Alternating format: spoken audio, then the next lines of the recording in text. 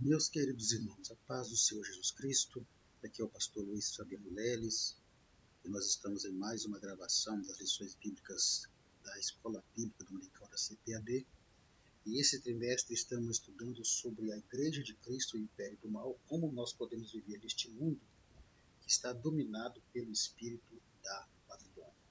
Semana passada nós estudamos sobre o perigo do ensino progressista, e hoje vamos estudar sobre quando a criatura vale mais que o Criador. Quero lembrar os irmãos que, para você que não me conhece, que a nossa gravação é 100% amadora, e a gente grava num ambiente residencial. E como eu moro em um bairro bem movimentado, pode ser que você ouça alguns barulhos externos, como ônibus passando, carro, moto, mas nada que impeça você entender e ouvir perfeitamente a ministração da lição. Pois bem, nós iremos estudar neste domingo sobre quando a criatura vale mais que o Criador. O textuário dessa lição diz assim: pois mudaram a verdade de Deus em mentira e honraram e serviram mais a criatura do que o Criador, que é bendito eternamente. Amém. Romanos 1, 25. A verdade prática diz assim: a exaltação da criatura acima do Criador é a usurpação da glória divina pela mentira e vaidade humana. A nossa leitura bíblica em classe está em Romanos capítulo 1, 18 ao 25. Nós não vamos ler, partindo do princípio que você, professor, já leu, não apenas os versículos que estão aí na lição, mas todo o capítulo 1, que é o texto base, né, para a nossa lição. Pois bem, vamos lá então. Quando a criatura vale mais que o Criador? Nós iremos ver nessa lição, primeiramente, sobre a situação geral da humanidade não regenerada. Então, a primeira coisa que vamos ver nessa lição, que a criatura ela acabou se tornando, né, ou achando que vale mais que o Criador, a partir da situação geral dessa humanidade não regenerada. Depois nós veremos quais foram os elementos que contribuíram para o pensamento e posicionamento auto-idólatra do ser humano. Essa situação geral da humanidade acabou levando a humanidade para um posicionamento e um pensamento de auto-idolatria. Vamos ver que elementos são esses. E eu quero aqui abrir um parênteses, dizendo para os irmãos que talvez a parte mais complexa dessa lição seja o segundo tópico, quando fala exatamente sobre esses elementos que causaram a revolução do pensamento humano. E quando chegar nesse segundo tópico, nós não vamos aqui nos aprofundar nos termos que ali estão, primeiro, porque senão vamos transformar essa lição numa lição filosófica, e não é esse o intuito. O intuito aqui é mostrar os movimentos que acabaram contribuindo a partir da situação geral da humanidade para que a humanidade viesse a ter esse pensamento de como criatura ela valer mais que o Criador. Então, como o meu objetivo é sempre simplificar, explicar e não complicar. Então, vamos buscar ser bem sucinto, bem direto, bem objetivo e claro nos conceitos desses elementos que estão no segundo tópico, sem nos aprofundarmos bastante no assunto. O importante é o aluno entender o que são esses movimentos, qual que era a característica e o objetivo desses movimentos. Veremos também sobre tipos de auto-idolatria e as suas consequências, uma vez que o homem ele foi levado a ter um pensamento auto-idólatra.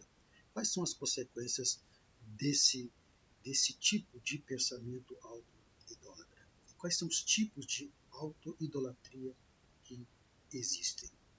Pois bem, vamos ver a verdadeira identidade do ser humano dentro de todo esse contexto de auto-idolatria, e veremos também o desprezo que o homem tem pela verdade bíblica. A situação geral da humanidade vai contribuir também para que alguns movimentos levem o homem a ter uma revolução de pensamento acerca de Deus, acerca da religião, acerca da moral, acerca da própria sociedade, acerca da própria humanidade. E assim, na sequência, o homem passa a desprezar a verdade bíblica. E faremos a aplicação prática somente no final, na conclusão desta lição.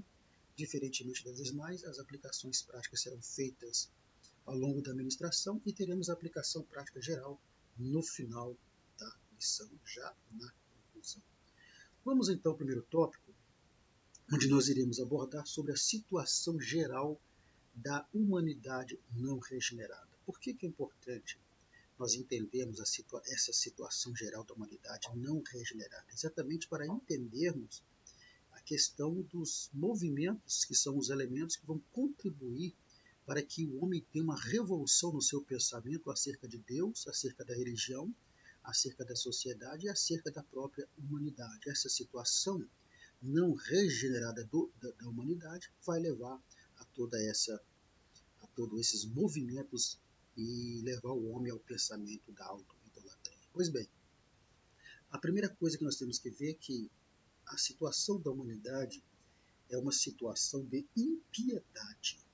Quando você entende que impiedade significa irreligiosidade, ou seja, o desprezo pela religião ou pelo aquilo que é considerado sagrado, você começa a entender o termo ímpio, quando nós dizemos fulano é ímpio, os ímpios, o ímpio.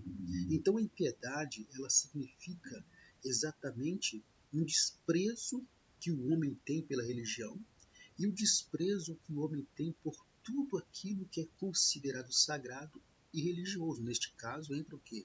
Entra a própria Bíblia Sagrada. Então, a impiedade implica exatamente na falta de respeito e de amor que o homem tem a Deus. E essa falta de respeito e essa falta de amor que o homem tem para com Deus acaba levando o homem a viver como se Deus não existisse. Então, em Provérbios capítulo 36 e o verso 1, nós vamos ver exatamente escrito assim: no coração dos maus, o pecado, aqui dos ímpios, o pecado sempre tem a última palavra.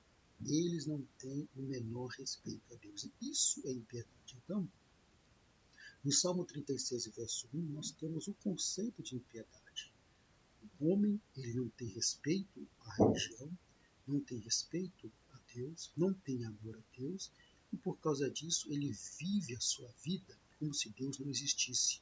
Conforme a imagem sugere, uma juventude perdida pelos vícios, uma juventude perdida, o homem perdido pela prostituição, pelo adultério, por todo tipo de pecaminosidade e de imoralidade. Por quê? Porque exatamente o homem vive uma situação, a humanidade vive uma situação de impiedade, como vivendo a vida como se Deus não existisse, com nenhum respeito para com Deus, para com a religião ou para com aquilo que é considerado sagrado, que neste caso a própria Bíblia ela entra nesta questão daquilo que é considerado sagrado. A segunda situação da humanidade não regenerada é uma situação de injustiça.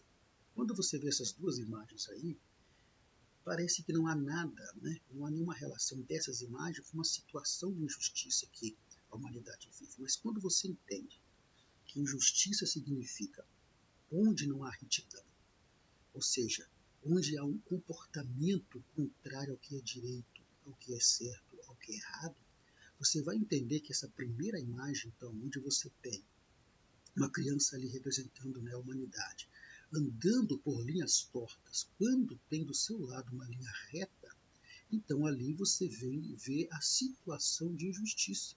Porque a palavra injustiça aqui, ela carrega a ideia de que da pessoa não ser reto diante de Deus e muito menos não ser reto para com o próximo.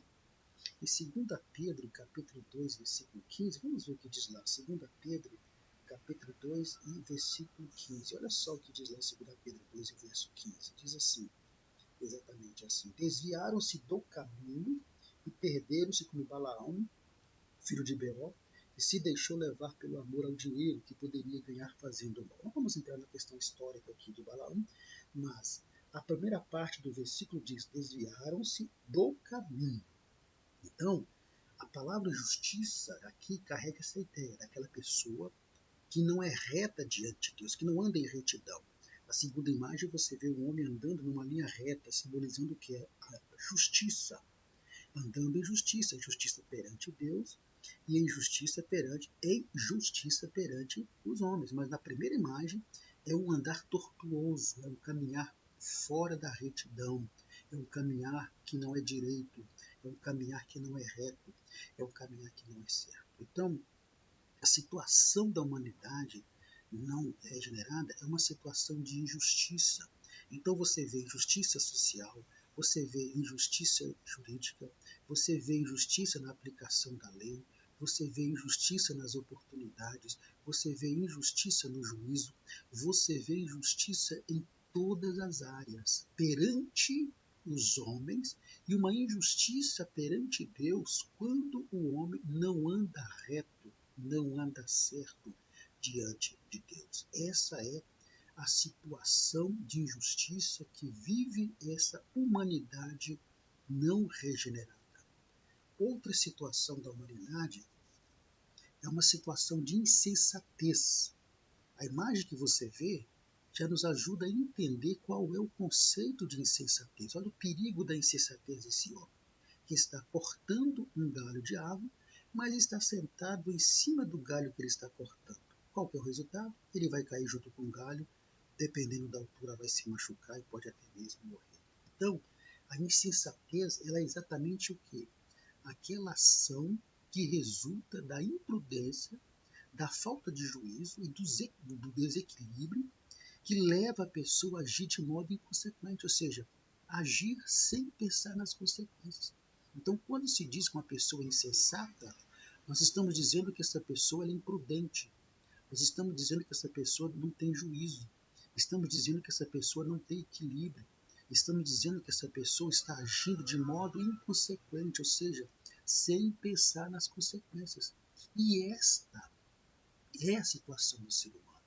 Então, no capítulo 1 de Romanos, que é a nossa leitura classe, o apóstolo Paulo mostra exatamente essa situação de insensatez. Por quê? Porque você vai ver no texto bíblico ali que o homem ele vai rejeitar o conhecimento e a revelação de Deus, sendo que esta revelação de Deus ela já é manifesta pela própria obra criadora de Deus.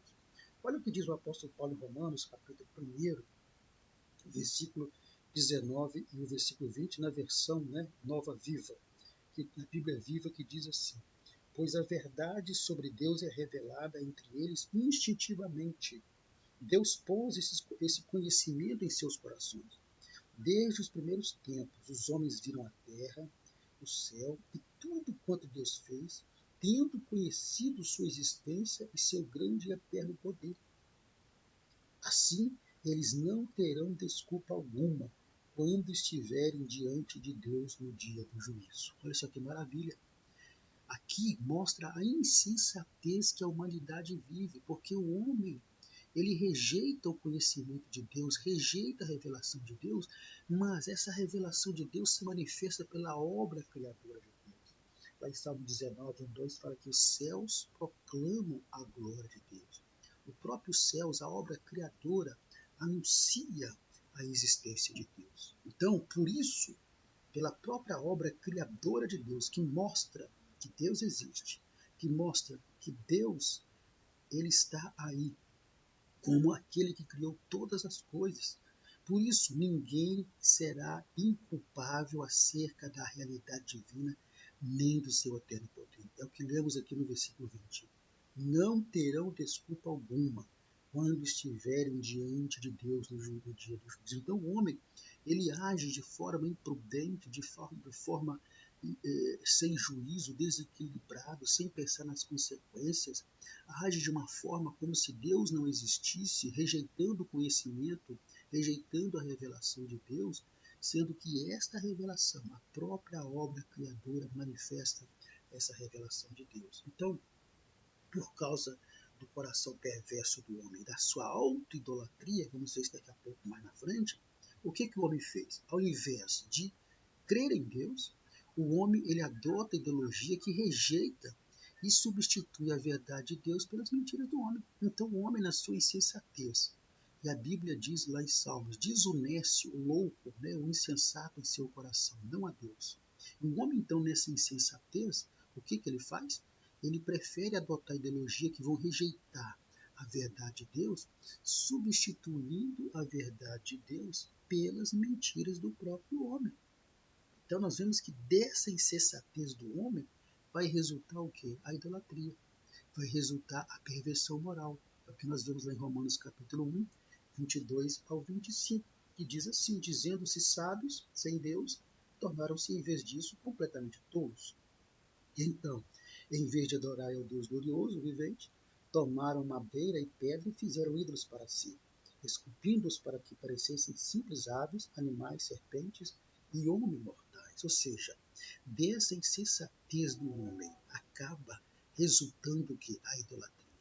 A idolatria vai levar o homem à perversão moral, vai levar o homem à auto-idolatria. Então, a humanidade não regenerada vive uma situação de insensatez, escolhendo não crer em Deus, escolhendo rejeitar o conhecimento e a revelação de Deus, mas não terão desculpa diante de Deus, por quê? Porque a própria obra criadora de Deus manifesta a revelação, manifesta o conhecimento e manifesta a glória e a existência de um Deus que é criador de todas as coisas. A quarta situação dessa humanidade insensata, né? Essa humanidade não regenerada, é exatamente uma situação de culto à criatura, porque veja bem, a insensatez do homem, né, é tão grande que o homem, apesar de ter o conhecimento de Deus por meio da sua obra criadora, todo homem, mesmo aquele que se diz ateu, ele tem o conhecimento de Deus pela obra criadora de Deus. Então, apesar de ter esse conhecimento por meio da obra criadora, o ser humano não glorifica a Deus e não rende graças a Deus por tudo que ele fez. Pelo contrário, ao invés de reconhecer o Criador, ao invés de reconhecer Deus como Criador, o homem age como se não fosse criatura. E ele passa a se comportar como se fosse divino. A imagem que você está vendo do mesmo homem em cima e do mesmo homem embaixo retrata exatamente isso. O homem que age por causa da insensatez. Olha que uma situação puxa a outra. Você tem uma situação de iniquidade que leva a uma situação de justiça, que por sua vez demonstra toda a insensatez do ser humano, que leva o homem a agir como se fosse divino e não como se fosse uma criatura. Então, dessa forma que vai acontecer, dessa forma, de uma insensatez que gera uma situação de culto à criatura, na religião, os seres criados passam a ser cultuados pelo homem.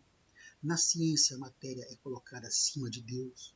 Na sociedade, o artista, o atleta, a política, o líder religioso, o líder político se torna uma referência de idolatria, ou seja, o homem começa a ser idolatrado. O homem começa a ser cultuado. E isso acontece exatamente numa sociedade em que o homem ele se coloca na posição de Deus, na posição de ser digno de veneração, de ser digno de culto, de ser digno de adoração. Mas por que acontece isso? Exatamente por causa da insensatez do homem.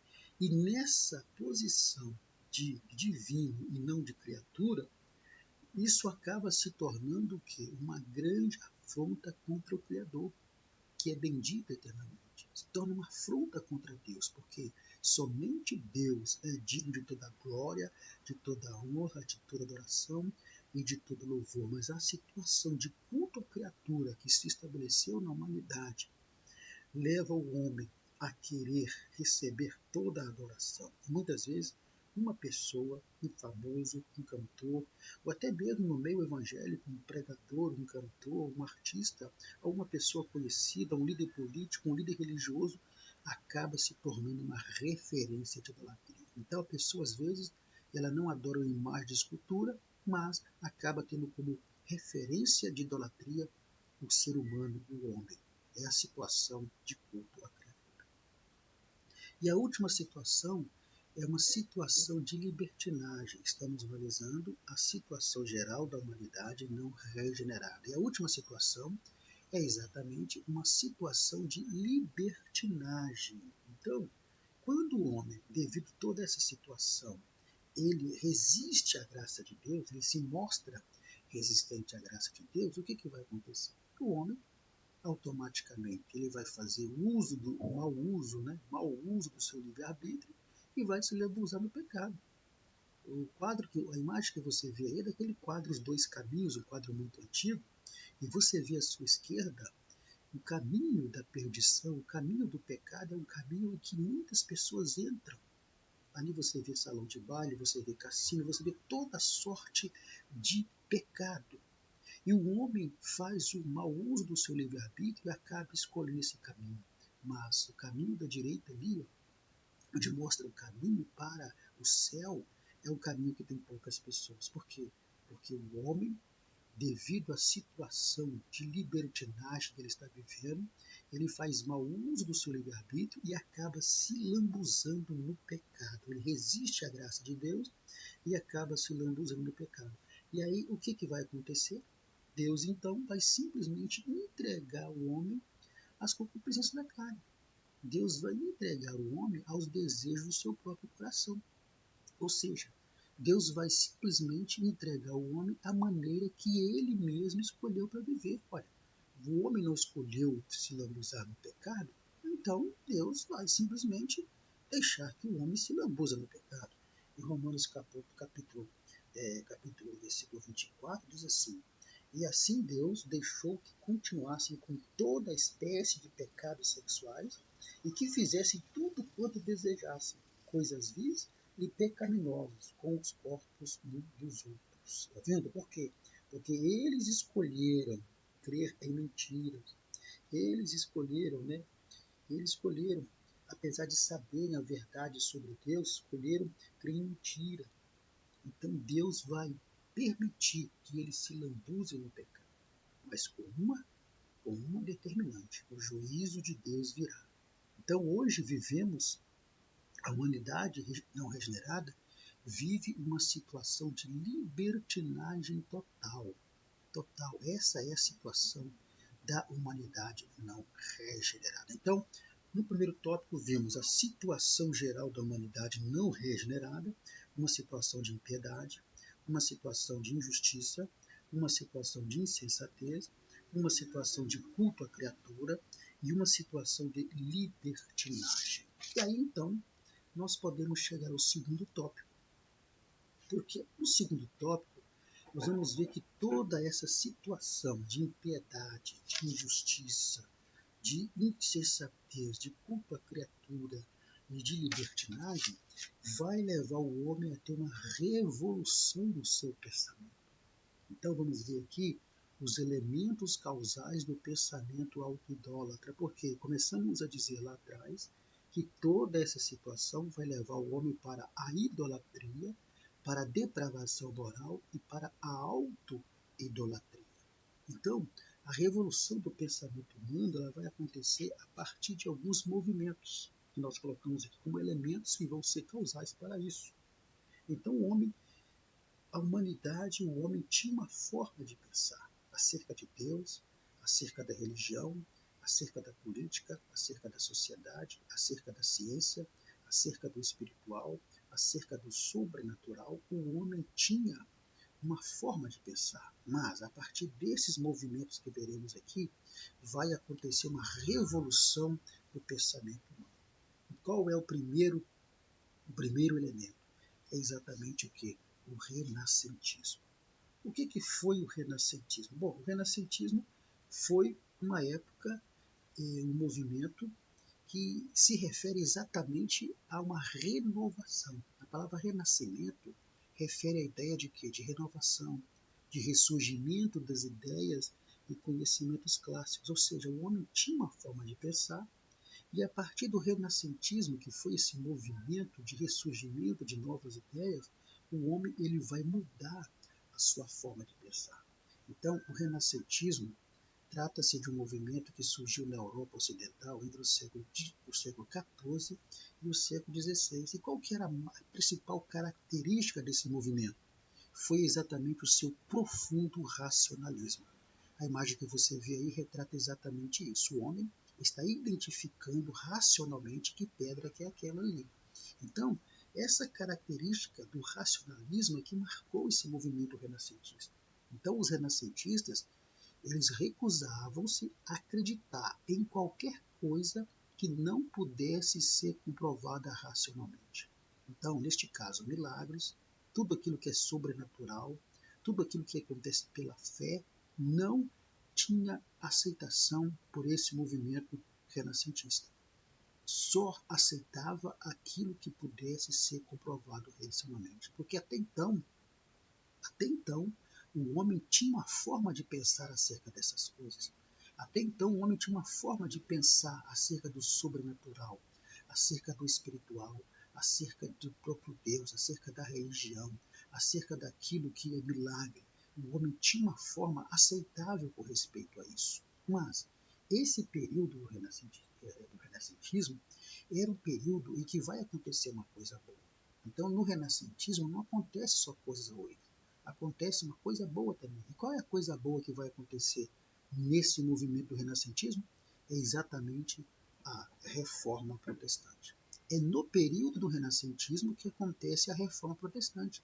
Porque até então quem dominava era a Igreja Católica, era a religião católica, era a Igreja que dominava. Mas, a partir dessa revolução do pensamento humano acerca da religião, acerca de Deus, acerca da política, da sociedade e de outras coisas mais, é que Deus vai levantar Lutero e Lutero vai questionar as doutrinas hereges da Igreja Católica, porque até então ninguém tinha coragem de questionar a Igreja Católica, os seus bispos, seus padres e seus papas. Ninguém tinha essa coragem. Mas essa nova forma de pensar, essa revolução do pensamento humano, cria o movimento renascentista. E nesse movimento renascentista é que surge, é que urge também a questão de Lutero se levantar contra as doutrinas hereges da Igreja Católica. Então, o renascentismo trouxe de bom exatamente essa liberdade que teve para acontecer a reforma protestante. Mas o grande problema do renascentismo é exatamente o mesmo problema dos demais movimentos que veremos, é que todos eles colocavam Deus de lado. Eles tentavam entender Deus de forma racional. E Deus não se entende de forma racional, porque Deus é um Deus que opera milagres. Milagres não se explica, milagres não tem como você explicar milagre racionalmente. Então, esse movimento, o teor desse movimento era lógica e ciência. Através da lógica, através da razão, se explicava todas as coisas. Se não fosse possível explicar pela lógica e pela razão, então não era aceitável. Mas, a partir daí, então, a sociedade se liberta do domínio católico, se liberta da religião, e agora, então, as coisas passam a ser tratadas, passam a ser discutidas mais pelo racionalismo do que realmente pela fé. Pois bem, aí surge outro movimento, que durante o Renascimento, houve uma mudança do foco do teocentrismo para o antropocentrismo. É o que estávamos dizendo lá atrás. Até ali, o teocentrismo ele imperava, que o centro era Deus. Tanto que a religião católica, apesar de tudo, colocava Deus como centro. Mas, a partir do movimento do renascentismo, o foco agora era o antropocentrismo. Então, teocentrismo, visão do mundo centrada em Deus. Descobrimentos, crença na capacidade do homem. Deixou-se de acreditar em Deus para acreditar no homem. O antropocentrismo é exatamente isso, uma visão do mundo centrada no homem. Então o foco agora sai do teocentrismo e vai para o antropocentrismo. E isso significava o quê? Que eles colocavam o ser humano como centro do universo. E o homem como o único mediador de todas as coisas. Por quê? Porque já que o homem é o único ser capaz de pensar, capaz de criar, capaz de agir, então o homem deveria ser o centro. Então essa imagem que você vê do homem pensador retrata exatamente isso. O renascentismo vai dizer que, sendo o homem o único ser inteligente, sendo o homem o único ser capaz de pensar, capaz de criar, capaz de agir, então o homem é que é o centro. Então, na verdade, o renascentismo vai fazer crescer um ceticismo acerca da religião e acerca da fé. Eles vão passar a crer somente naquilo que é explicado racionalmente E o homem é o único que tem condição de explicar aquilo que é o racional. Então, e aí vamos ter um problema. O renascentismo ele vai deixar como herança exatamente o quê? O humanismo. Então perceba que uma coisa vai puxando a outra. Então o renascentismo vai deixar como herança o humanismo. E o que era o humanismo? O humanismo, uma vez que ele está ligado diretamente ao renascentismo, porque ele vem como herança do humanismo, o humanismo já foi um movimento que tem o homem como protagonista. Então, no renascentismo, o homem como centro. No humanismo, o homem como protagonista. No humanismo, esse movimento chamado humanismo, ele era baseado num conjunto de ideias e princípios que valorizam ações do ser humano reconhecendo os seus valores. Ou seja, no humanismo é o reconhecimento do valor humano. Então, no movimento humanismo, dava-se mais valor aos homens filósofos, aos homens importantes, criadores, cientistas, do que ao próprio Deus. Então, dava-se mais valor, por exemplo, a Thomas Alva Edison. Thomas Alva Edison, que é o criador da lâmpada elétrica, Galileu Galilei. Dava-se mais valor, por exemplo, né, a homens que, por exemplo, que pintaram obras famosas como Michelangelo, né, Leonardo da Vinci, Botticelli, Michelangelo e outros mais que estão aí. Então, o humanismo ele vem como uma herança do renascentismo, mostrando que o homem ele precisava ser valorizado, mas sempre colocando Deus de lado. O homem tinha um valor acima de Deus. Então, eles valorizavam aquilo que eles podiam ver, aquilo que eles podiam ver com seus próprios olhos que foi feito pelo homem. Então, por isso, eles davam mais valor à literatura de um cientista, à literatura de um grande artista, à literatura de um filósofo, do que a própria Bíblia Sagrada. Por quê? Porque o homem era o protagonista de toda a história e os valores dos homens eram reconhecidos. Então, algumas características do humanismo eram o hedonismo, que é a busca pelo prazer a qualquer custo, a racionalidade está ligada à razão também, por isso que vem como herança do renascentismo, né? A valorização das emoções do corpo humano, o surgimento da burguesia vai surgir no humanismo, o afastamento da igreja, tá vendo só? O uso de método científico, a busca da beleza e da perfeição. Então, temos no humanismo como principal foco, como principal protagonista, o homem como o principal protagonista, no qual todos os valores dos homens eram reconhecidos em detrimento do próprio Deus. Então, o homem tinha mais valor do que o próprio Deus, porque Deus, afinal de contas, você não pode ver, mas o homem você pode ver. Você tem as obras dos homens aí. Mas aí entra a insensatez lá atrás, que a obra criadora de Deus sempre existiu, mas o humanismo desconsiderava o que Deus fez e centrava todo o seu foco tendo o homem como o principal protagonista. Depois, o humanismo vai acabar deixando como herança o quê? O iluminismo. Então percebam que um movimento vai trazendo o outro, está interligado ao outro. E aí vai trazer depois ali o iluminismo. Mas ainda dentro do humanismo, nós vamos ver que o humanismo, para o humanismo, os seres humanos são responsáveis pela criação e desenvolvimento dos valores morais. Ou seja, para o humanismo, que é esse movimento cujo homem é o protagonista, todos os valores morais são criados pelo próprio homem e não por Deus. Aí eles acabam entrando em contradição com o pensamento religioso. Por quê? Porque o pensamento religioso afirma que Deus é o criador dessas coisas.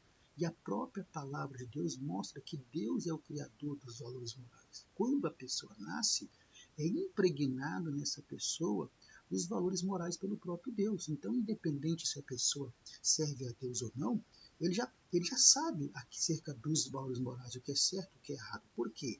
Porque Deus já implanta isso no homem quando ele nasce. Mas para o humanismo, não. Para o humanismo, o homem é que cria esses valores morais ao longo da sua vida. Então, os humanistas, eles buscavam exatamente fazer o quê? Bom, eles descartavam a Bíblia, descartavam Deus e automaticamente descartavam o cristianismo. E eles procuravam, então, interpretar o cristianismo não utilizando a Bíblia. Não, porque a Bíblia para eles não tinha importância nenhuma. Então, o cristianismo era interpretado por eles a partir de autores da antiguidade, como Platão, como Aristóteles e como outros homens que eram importantes, filósofos importantes, que eles pegavam a literatura desses homens e interpretavam o cristianismo com a literatura desses homens, valorizando o quê? Os direitos individuais dos cidadãos. Então, para o movimento humanista, né, os valores individuais surgem como algo através deles, através do humanismo. Os direitos individuais vêm através deles. Então eles começam a dizer que todos os direitos individuais partiam desse movimento, né, do ensinamento deles. Só que nós sabemos perfeitamente que não é que os direitos individuais não é uma bandeira própria do humanismo. Por quê? Porque a própria Bíblia, muito antes de qualquer escrito secular, de qualquer filósofo, de qualquer escritor famoso, de qualquer cientista, muito antes, a Bíblia já trazia todos os princípios e ensinamentos sobre os valores e direitos individuais dos cidadãos. Aliás, a própria matéria do direito, ela é baseada na palavra de Deus. Então, para o humanismo, a Bíblia ela era descartada. O cristianismo era interpretado a partir dos escritos de homens e filósofos importantes, que a partir deles foi criado os direitos individuais. Então a Bíblia é descartada. Mas temos algo muito importante. O filósofo americano, né, historiador e teólogo calvinista Russell John Stoney, acho que é isso mesmo, ele dizia o seguinte: a Bíblia é religiosamente impedida nas escolas, pois essas já têm outra religião estabelecida, o humanismo. Ou seja, não precisa da Bíblia Sagrada, porque a religião estabelecida é o humanismo. Por quê? Porque o humanismo ensina tudo aquilo que a Bíblia diz ensinar, quando é propriamente o contrário, que a Bíblia Sagrada é que contém todos os princípios dos direitos individuais. Então, apesar da Bíblia, né, abordar aspectos reivindicados pelo humanismo, o mesmo desconsidera a Bíblia como fonte de valores, princípios morais e direitos individuais e considera literaturas de filósofos e de homens importantes da época, os quais, segundo eles, são os criadores dos direitos individuais dos cidadãos. Então, sendo assim, nós não precisamos da Bíblia. Esse era o movimento do humanismo. Depois nós temos outro movimento, porque o humanismo ele vai deixar como herança o quê? O iluminismo. E a imagem que você vê de uma lâmpada e as pessoas embaixo retrata exatamente isso. O iluminismo foi um movimento cultural intelectual, surgiu na Europa e era também conhecido como a Era da Razão. Então percebam que um movimento está ligado ao outro. Lá no renascentismo nós vimos também a questão da razão. Então, o iluminismo, o próprio nome diz bem, iluminar, trazer luz, defende a primazia da razão humana para todas as respostas e que o homem é senhor do seu próprio destino e que a igreja era uma instituição indispensável. Então, temos três coisas aqui do iluminismo. Primeiro, todas as respostas do homem se respondem pela razão. Segundo, o homem é o senhor do seu próprio destino, não tem essa de Deus controlar o destino de ninguém. E terceiro, a igreja é uma instituição dispensável, ou seja, nós não precisamos da igreja. Por quê? Porque nós temos agora uma nova revelação para vocês. Vamos trazer uma iluminação para vocês. E eles questionavam a importância da fé como base para a compreensão do mundo. Nós não precisamos tentar compreender o mundo através da fé, quando na verdade, né, o escritor aos Hebreus vai dizer que pela fé, né, nós cremos que os mundos que agora existem foram criados por Deus. Mas o iluminismo vem dizendo, não, isso é balela. Você não precisa ter fé para compreender o mundo. Não. Então os integrantes do iluminismo, eles julgavam-se propagadores da luz, propagadores de uma nova revelação. propagadores do conhecimento racional. Por isso, eles recebem o nome de iluminismo, algo que vem para iluminar. Ou seja, para o iluminismo, todos estavam cegos quanto às questões da religião, quanto às questões da espiritualidade e quanto às questões do sobrenatural. É preciso trazer uma nova revelação. E essa nova revelação é preciso trazer um novo conhecimento, uma nova forma de pensamento. E nessa nova forma de pensamento, o homem ele não depende de Deus para construir o seu destino, o homem é senhor do seu destino, a igreja é uma instituição que não precisamos dela, e todas as respostas vêm pela razão. Tudo é explicável pela razão. Este era o iluminismo. E por fim nós temos outro movimento que é o pós-modernismo. O pós-modernismo já é um movimento que vai surgir lá a partir do século XX, no qual os valores que eram absolutos tornaram-se relativos. Então, o forte do pós-modernismo, podemos dizer que é o momento que vivemos, é exatamente o que? A relativização dos valores que não são mais absolutos. Não existe uma verdade absoluta. Então, nesse aspecto, a coletividade foi substituída pelo quê? Pelo egocentrismo. E dessa forma, os relacionamentos se tornaram superficiais. Porque o pós-modernismo ele vai tornar o homem um ser egocêntrico. Então, a imagem que você vê ali, mostrando um homem com a coroa passando por cima dos outros, é exatamente isso. No pós-modernismo, o homem ele se torna um ser egocêntrico, onde o lema é cada um por si e Deus por todos. Então, nesse contexto do pós-modernismo, os dois grandes imperativos que marcaram, esse movimento foi o hedonismo e o narcisismo, acompanhado do relativismo. Não vamos aqui entrar em conceitos. O hedonismo é a busca pelo prazer a qualquer custo. O narcisismo, num conceito bem rápido, é aquela pessoa que ela só pensa em si, está ligado ao egocentrismo. Então, na busca pelo bem-estar e prazer do homem, tudo se torna o quê? Tudo se torna válido. E aí, então, as coisas são relativizadas. O que é pecado para um, não é pecado para outro. O que é errado para um, não é errado para o outro. Por exemplo, o aborto. O aborto é pecado. Mas alguém vai dizer para você, não, é pecado para você. Mas você vai dizer assim, mas a Bíblia Sagrada diz que é pecado. Só que a Bíblia Sagrada, para mim, é um livro comum, não é a palavra de Deus. Então, não tem validade para mim. Então, para mim, não é pecado, para você é pecado. Então, o pós-modernismo ele trouxe como principal característica o relativismo, onde os valores absolutos tornaram-se completamente relativos, Tornaram-se os valores tornaram-se líquidos. Líquidos quer dizer adaptáveis, Adaptáveis. Líquidos quer dizer aquilo que vai se ajustar de acordo com a vontade, de acordo com o ambiente, de acordo com a necessidade, aquilo que vai se ajustar de acordo com o que você precisa. Isso é o pós-modernismo. O homem relativizou tudo. Não existe pecado, não existe certo, não existe errado. Existe o quê? Aquilo que é simplesmente o relativo. Então, esse é o pós-modernismo e é a era que nós estamos vivendo. Então, todos esses elementos que são movimentos que surgiram, foram movimentos que surgiram a partir da situação de impiedade, da situação de justiça, da situação de insensatez do ser humano, da situação de culto à criatura e da situação de libertinagem.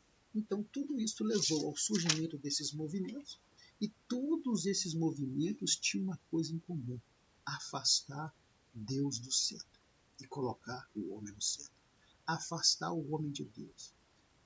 Levar o homem a descrer de tudo aquilo que se refere ao que é espiritual e ao que é sobrenatural.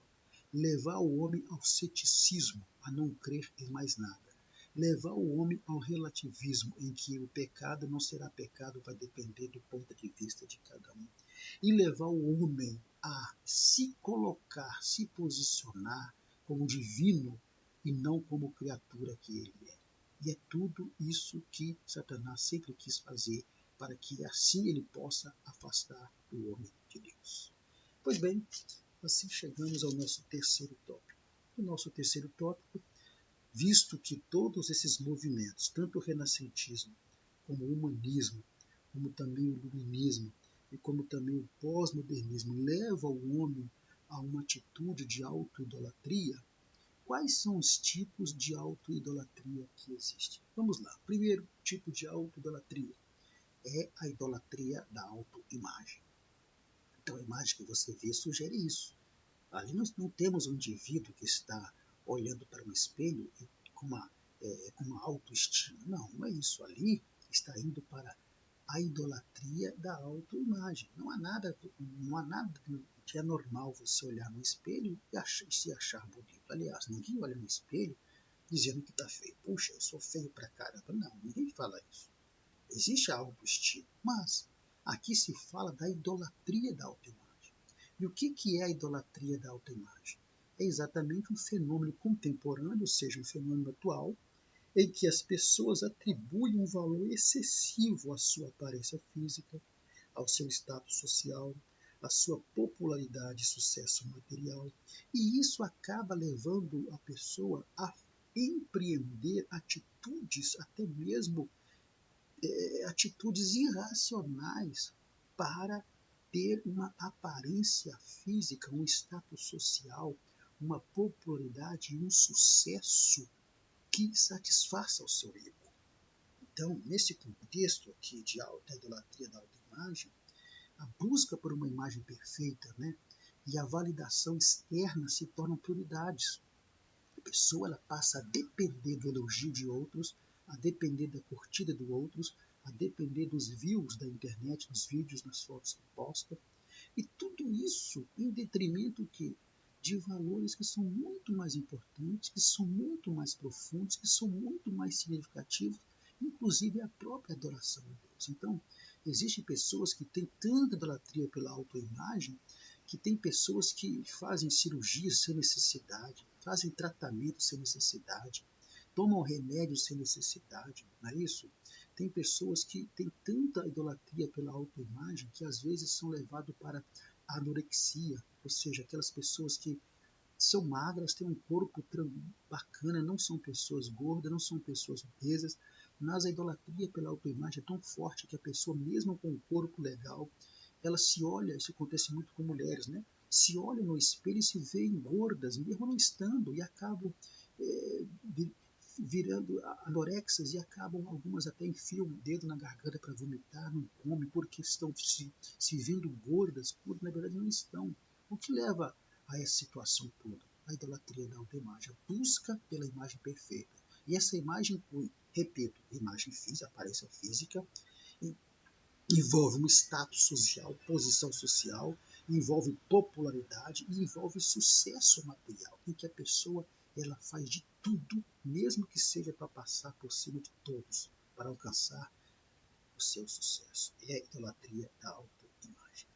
Segundo, a idolatria da autoimagem tem um problema porque ela acaba sendo alimentada por uma série de fatores. Então, quando a pessoa ela tem esse problema da idolatria da autoimagem, o próprio sistema acaba alimentando essa idolatria pela autoimagem. Então, a cultura da mídia, as redes sociais, a pessoa ela posta foto, posta vídeo e aquilo e recebe muitas curtidas, recebe muito comentário, muitos compartilhamentos, muitos elogios. Aquilo vai alimentando a idolatria da autoimagem da pessoa ao ponto dela querer melhorar cada vez mais, mesmo sem precisar. A imagem que você vê de uma social influência é exatamente isso. A pessoa se sente um rei, uma rainha, porque tudo que ela faz ali, ela recebe elogio, recebe comentário, recebe compartilhamento, recebe engajamento. E esse sistema vai alimentando essa idolatria da autoimagem. Mas aí vira o que? Uma obsessão. E quando essa obsessão pela autoimagem acaba, quando essa obsessão pela autoimagem ela vai aumentando cada vez mais, isso pode trazer uma série de consequências negativas para a pessoa. Sabe por quê? Porque se a pessoa não alcançar o objetivo que ela traçou, de views, de comentários, de curtidas, de elogios, isso acaba trazendo insatisfação pessoal, é a segunda imagem, uma baixa estima, uma superficialidade nas relações humanas, frustração para a pessoa fica frustrada, frustrada porque não conseguiu views necessários, a pessoa fica frustrada porque não conseguiu curtidas necessárias, a pessoa fica frustrada porque não recebeu o elogio necessário, a pessoa passa a ser dependente da aprovação das pessoas em tudo que ela posta, em tudo que ela faz. Então é um perigo muito grande a idolatria da autoimagem, exatamente porque se a pessoa não alcança o seu objetivo, e aí nós temos dois problemas. Se ela alcança o objetivo, ela cada vez mais vai se tendo essa atuação de idolatria de autoimagem. E se ela não alcança os seus objetivos, ela acaba ficando frustrada e alguns entram em depressão e pode levar até mesmo à morte, suicídio, porque a pessoa ela começa a se sentir, né, como se ninguém gostasse dela, se ninguém não está nem aí para o que ela está postando e colocando. Então, a idolatria da autoimagem é um tipo de auto-idolatria muito perigoso. Tudo isso causado pela situação da humanidade não regenerada e pelos esses movimentos que nós vimos ali. O segundo tipo de idolatria, de auto-idolatria, é a idolatria no coração. A imagem que você vê é a imagem daquele livro Coração do Homem, onde a idolatria no coração se refere o quê? A ídolos colocados no coração, no lugar de Deus. Então, esses animais dentro do coração do homem representam exatamente o quê? Os ídolos que tem no coração. O pavão, vamos pegar como exemplo aqui o pavão. O pavão é um bicho muito bonito, né? Então o pavão ele representa o orgulho, a soberba, que é o ídolo no coração. Então, como nós podemos entender o que são ídolos no coração? Olha, ídolo no coração é tudo aquilo que o homem prioriza antes de Deus. E por acreditar e encontrar nisso a satisfação para os seus desejos mais profundos, tudo aquilo que o homem coloca em seu coração em primeiro lugar, que o homem coloca no seu coração como prioridade antes de Deus, acreditando que isso que ele colocou no seu coração como prioridade vai satisfazer os desejos dele, então ele está com ídolos no seu coração. Aí está o perigo da idolatria do coração. Então, esses ídolos no coração podem ser desejos legítimos ou não. Mas como assim, desejo legítimo? Porque tem desejos que são legítimos. Por exemplo, podemos traçar como um exemplo de desejo legítimo. Todo mundo tem desejo de melhorar de vida. Todo mundo tem desejo de ter uma vida financeira melhor. É um desejo legítimo. Mas se a pessoa tiver isso como ídolo em seu coração, se isso for uma idolatria, o que vai acontecer? A pessoa vai tornar esse desejo legítimo em ilegítimo dentro do coração. Por quê? Porque a pessoa vai começar a empreender todos os esforços para ganhar mais, em detrimento do próprio Deus e em detrimento da própria família.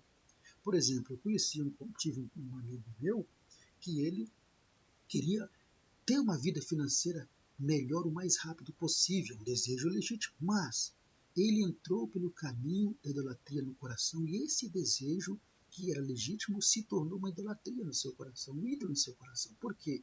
Porque ele trabalhava de 12 por 36. Então ele trabalhava dia sim e dia não. O que ele fez? Ele arrumou um outro emprego 12 por 36 que encaixou no dia que ele estava de folga no anterior. Então, qual foi o resultado disso? Ele trabalhava todos os dias de 8 da manhã a 8 da noite. E qual foi o resultado disso? Não teve tempo mais para cultuar a Deus na congregação, não tinha tempo para nem mesmo poder ler a Bíblia, não tinha tempo nem para a família, não tinha tempo para absolutamente nada que se referia ao espiritual e muito menos para a própria família. O que aconteceu com ele? Simplesmente não conseguiu ficar rico como queria e simplesmente acabou enfraquecendo espiritualmente e acabou também tendo sérios problemas no relacionamento conjugal e familiar. Por quê? Porque a busca por uma vida financeira melhor, que era um desejo legítimo, se tornou ilegítimo porque se tornou uma idolatria dentro do seu coração. Você entendeu agora o que é idolatria no coração? Então, nesse aspecto aqui, a pessoa ela entroniza ídolo no coração quando no seu interior todas as demais coisas são prioridades e não Deus. Então, a idolatria no coração, ídolos no coração, isso pode ser também em relação a pessoas, em relação a famosos, em relação a artistas. Dentro do meio cristão, essa idolatria no coração pode ser em relação a cantores gospel, em relação a pregadores. Ou seja, existem muitos jovens que não suportariam ficar 1 hora de joelho orando na igreja, mas suportariam ficar 4, 5 horas, uma noite inteira em vigília para poder ter um bom lugar no show de um cantor gospel, para poder ter um bom lugar no show de um cantor evangélico. Ou então, outros que têm idolatria por pregadores, idolatria por preletores, que só gostam daqueles preletores, daqueles pregadores. Enfim, muitas vezes o crente ele não tem a idolatria de não tem a idolatria de imagem de escultura, mas acaba tendo idolatrias dentro do coração. Os ídolos que estão dentro do coração. Esse é um tipo de auto-idolatria que vem surgindo, que vem como resultado da situação atual de uma humanidade não regenerada e também dos movimentos que foram surgindo ao longo da história da humanidade. E por último, outro tipo de auto-idolatria é a idolatria sexual. Então a imagem que você vê de um trono escrito sexo mostra exatamente isso. A idolatria sexual ela já se trata de um fenômeno em que as pessoas atribuem um valor excessivo à sexualidade e à busca pelo prazer sexuais. O que isso significa? Que neste contexto, para essa pessoa que tem idolatria sexual, a relação sexual é colocada como centro da vida dele. E a relação sexual é vista como a principal fonte de satisfação e felicidade. Ou seja, ele só se sente feliz se ele tiver relação sexual. Mas aqui não se trata apenas da prática sexual em si, porque a prática sexual em si ela é normal, ela é lícita. A prática sexual em si não é pecado. De forma nenhuma, o sexo não é pecado. Dentro dos princípios estabelecidos por Deus. Uma vez que a prática sexual é fora dos princípios estabelecidos por Deus, que no caso é o casamento, logo então ela se torna algo ilícito e pecaminoso. Então, quando a pessoa ela é escravizada pela idolatria sexual, isso implica em dizer o quê? Implica naquela busca intencional que a pessoa tem compulsiva pelo prazer sexual ilícito a qualquer custo, ou seja, mesmo a pessoa sendo casada, a idolatria sexual dele é tão grande que ele não respeita o marido, não respeita a esposa, e ele busca ter relações, satisfazer o seu desejo sexual com prostitutas, adultera, não importa se é com a esposa, com o esposo, que não é, o que ele quer é simplesmente satisfazer o seu prazer.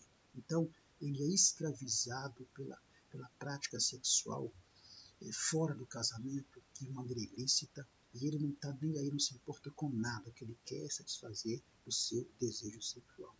Então, sendo assim, o que acontece? A adoração a Deus ela é trocada pelo culto ao corpo para satisfazer as concupiscências da carne. Ou seja, o sexo se torna o seu Deus. O sexo se torna o seu objeto de adoração, de idolatria. E é dessa forma que muitos estão vivendo. Então, tudo isso reflete de maneira indireta e direta o que? A criatura valendo mais que o Criador. O sexo sendo mais que o Criador. Né? Os ídolos no coração sendo mais que o Criador. Tudo isso mostra o quê? Mostra a auto-idolatria que o ser humano chegou. Então, meus irmãos, nessa lição, nós precisamos mostrar aos nossos alunos que o homem continua sendo criatura, mas toda uma situação tem levado o homem a se posicionar acima do Criador. Bom, assim chegamos à conclusão da nossa lição. E quais são as aplicações práticas gerais que nós podemos fazer aqui dessa lição? Primeiro, olha só, a situação da humanidade não regenerada retrata o cenário que está sendo montado para uma devassidão moral total que virá sobre o mundo. Ou seja, quando se fala em devassidão moral, Quando se fala em imoralidade, a primeira coisa que as pessoas pensam é algo relacionado à sexualidade ou sexo, mas não é. Moral está relacionada à honestidade, a comportamento. Então, tudo que está acontecendo aí é um cenário que está sendo montado por uma devassidão moral que vai acontecer sobre o mundo. Você pode ter certeza disso. Segundo, inúmeras pessoas não creem em Deus porque não querem crer. Vamos lá. Paulo fala sobre isso em Romanos capítulo 1. Porque são rebeldes, mas a consciência delas prega continuamente que elas precisam reconciliar com Deus. Mesmo aquele que diz que não crê em Deus, na hora do aperto, a consciência dele lembra de Deus. Então, a pessoa não crê porque é rebelde, não quer crer porque não quer crer, mas ela sabe que Deus existe. E a consciência dela prega para ela que Deus existe e que ela precisa se reconciliar com Deus.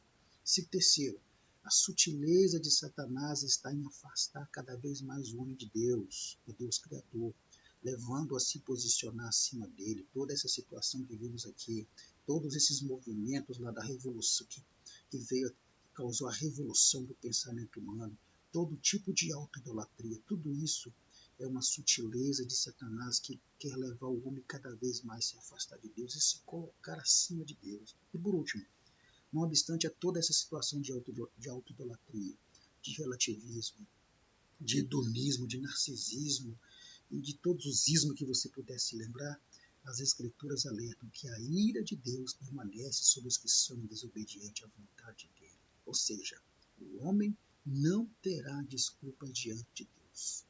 E a ira de Deus ela vai permanecer sobre todo aquele que não faz a vontade de Deus, seja ele crente ou seja ele alguém não regenerado, mas a ira de Deus vai prevalecer. Então, essa lição nos mostra que o homem, cada vez mais, tem buscado ser superior a Deus. Isso pela ciência. Aliás, para que precisamos de Deus? Para que precisa-se de Deus se a ciência está tão avançada? Para que precisa-se de Deus se a tecnologia está tão avançada? Hoje eu vi uma reportagem que daqui a 10 anos a ciência vai ser capaz de curar cegos. Não é fazer transplante, não. Vai ser capaz de curar cegos, de curar surdo, curar mudos através da ciência, da tecnologia. Então, para que precisamos de Deus? Para que precisamos de um Criador? Se nós, os homens, que somos seres racionais, inteligentes, criativos, se nós conseguimos resolver todos os problemas. Então, é a criatura se posicionando acima do Criador. Mas essa lição traz para nós o despertamento, que nós continuamos sendo Escrituras e nós temos que saber como vamos sobreviver neste mundo em que a criatura ela quer valer e ser mais do que o Criador. Que Deus abençoe a sua vida. Se chegamos ao final de mais uma ministração, se você deseja receber gratuitamente esse material que eu uso aqui na ministração, eu tenho ele em PDF e também em slide, você pode entrar em contato comigo aí pelo zap que você está vendo, que eu teria o maior prazer de mandar para você. E para facilitar a sua vida, na descrição desse vídeo terá um link convite para você entrar no grupo de WhatsApp que eu criei, pelo qual eu envio semanalmente gratuitamente esse material. Só lhe peço que quando você entrar no grupo, você me chamar no privado, me informar seu nome, sua cidade e estado, para que eu possa registrar lá no grupo. Lembrando aos irmãos que eu não ministro apenas lições da EBD, mas atuo em todas essas áreas que você está vendo aí. E se este projeto que eu tenho feito é importante para você, é útil para você, e você sente no coração de ajudar a manter esse projeto, faça aí a sua contribuição voluntária em reconhecimento ao trabalho que temos feito. Mas se você não sentir no coração, não há problema nenhum, isso vai ficar na sua consciência e você receberá o material normalmente. Que Deus abençoe sua vida, que você tenha uma excelente escola bíblica dominical e que você possa simplesmente facilitar, explicar e não complicar a lição para o seu aluno. Que Deus abençoe sua vida e lembre-se de uma coisa, hein? Se o seu chamado é ensinar, então que haja dedicação ao ensino. Que Deus abençoe sua vida. A paz do Senhor Jesus.